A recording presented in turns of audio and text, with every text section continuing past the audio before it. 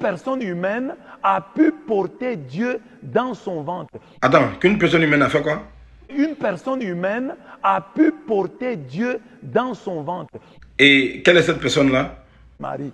Allah! Ah, monsieur le prêtre, il faut nous prendre de sérieux. Dieu qui est grand comme ça, le créateur même de Marie, il va venir se mettre dans le ventre de Marie.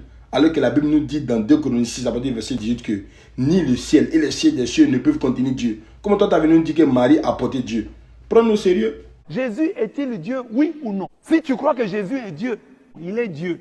Bon, d'abord, monsieur le prêtre, non, ne crois pas que Jésus est Dieu, mais plutôt un envoyé de Dieu. Comme par exemple, dans Jean 3, à partir du verset 16, la Bible nous dit que Dieu a tant aimé le monde qu'il a donné son Fils unique, qui est Jésus. Et aussi, Jésus nous dit dans Jean 17, à partir du verset 3, « Or, la vie éternelle, c'est qu'ils te connaissent, toi, le seul vrai Dieu, et celui que tu as envoyé, Jésus-Christ. » Jésus nous dit encore, dans Matthieu 15, à partir du verset 24, il dit que je n'ai été envoyé que aux brebis perdues de la maison d'Israël. Donc Jésus n'est pas Dieu, mais plutôt un envoyé de Dieu.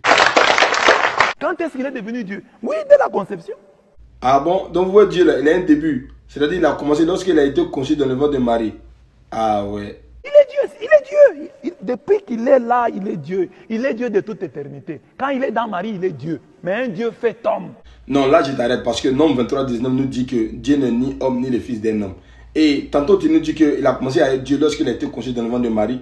Tantôt tu nous dis aussi qu'il a commencé à être Dieu depuis l'éternité. Alors que Osée 11 à partir du verset 9 nous dit que c'est lui Dieu et il n'est pas un homme. Donc, on prend lequel? Point d'interrogation.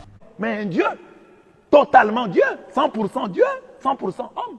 Non, monsieur, là, moi, je ne suis pas d'accord. Si Dieu devient un homme, automatiquement, il est égal à nous. Alors que la Bible nous dit dans Isaïe 46, à partir du verset 9, que Dieu, il est seul, il est l'unique et il n'a pas de semblable. Donc, si Dieu devient un homme, ce qui veut dire que tous les moments que nous on gère là, Dieu fait la même chose. Il ne peut pas aller ça. C'est ainsi que les mages, à sa naissance, viennent l'adorer. On n'adore que Dieu. Non, monsieur le prêtre, je suis désolé. Les mages n'ont pas adoré Jésus, mais plutôt lui donner un respect. C'est à peu près la même scène avec celui de Satan et d'Adam. Lorsque Dieu a demandé aux anges et à Satan de s'incliner pour Adam, Satan a refusé. Cela ne veut pas dire qu'ils ont adoré Adam, mais plutôt lui donner un respect. Donc, les mages ont fait la même chose avec Jésus.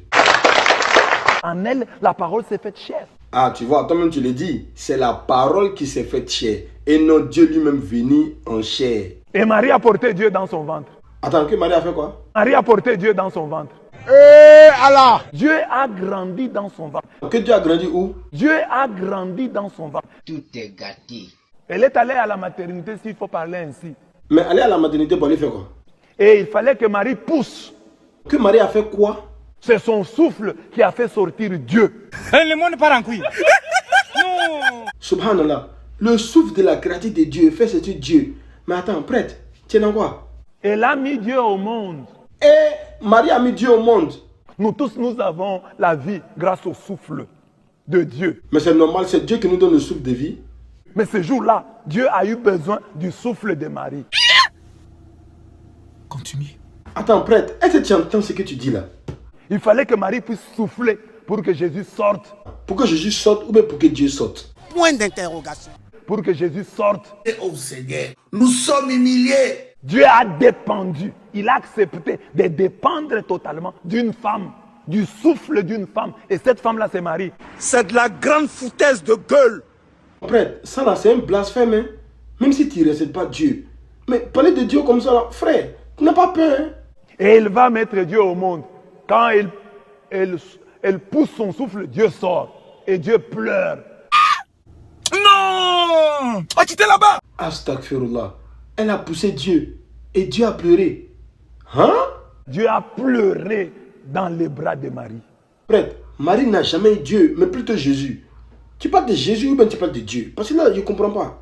Point d'interrogation. Dieu a réclamé le sein de Marie. Dieu qui ne dort pas s'est endormi dans les bras de Marie. Ah bon? Donc toi, ton Dieu là, il a pleuré, il a têté le sein de sa maman, et puis il a dormi. Non, en tout cas, nous, notre Dieu que nous on connaît là. Il ne mange pas, ne boit pas, ne dort pas. Il est immatériel, intemporel. Il n'a ni corps ni forme. Il est impénétrable, infatigable et immortel. Ah, mon frère. Mais Marie qui a porté Dieu, Dieu dans son ventre, qui a vu le caca de Dieu, qui a vu les urines de Dieu. Et on peut manquer du respect à son Dieu comme ça. Caca de ton Dieu, urine de ton Dieu. Adamant. Oh Seigneur, quelle humiliation. Dieu a été lavé par Marie. Marie a appris à Dieu comment marcher. Marie a appris à Dieu comment parler. Ah vraiment, là c'est le off. Toi ton Dieu, ils l'ont lavé. Ils l'ont appris à marcher. Ils l'ont appris à parler. Vraiment, je suis fier d'être un musulman. Comme Allah l'a dit dans la sourate 112. Kul huwa Allahu ahad. Allahu samad. Lam yalid wa lam yulad. Wa lam yakun lahu kufuwan ahad. Allah, il est l'unique, le seul à être imploré. Il n'a pas été engendré, il n'a pas engendré et nul n'est égal à lui. Assalamu alaikum wa rahmatullahi wa barakatuh.